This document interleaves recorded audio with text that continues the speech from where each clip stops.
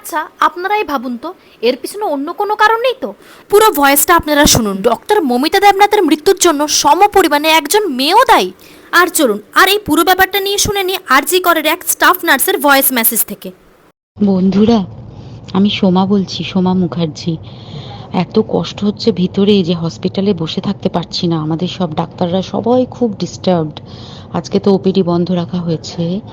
তোরা জানিস সমস্ত ঘটনা শুনলাম, যা যা মানে সত্যিকারের ঘটনা, যেটা আরজি করের ভিতরের যে ডাক্তার তারা তাদের বন্ধু বান্ধব মারফত এটা ছড়িয়ে মানে এসছে আমাদের কাছে।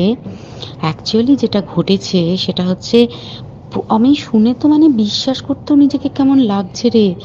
প্রত্যেকটা আমাদের ওয়েস্ট বেঙ্গলের প্রত্যেকটা মেডিকেল কলেজে, বিশেষ করে কলকাতার সরকারি মেডিকেল কলেজগুলোর প্রিন্সিপালরা, ডিপার্টমেন্টাল হেডরা, প্রিন্সিপালরা বিশেষ করে, তারা পাশ করানো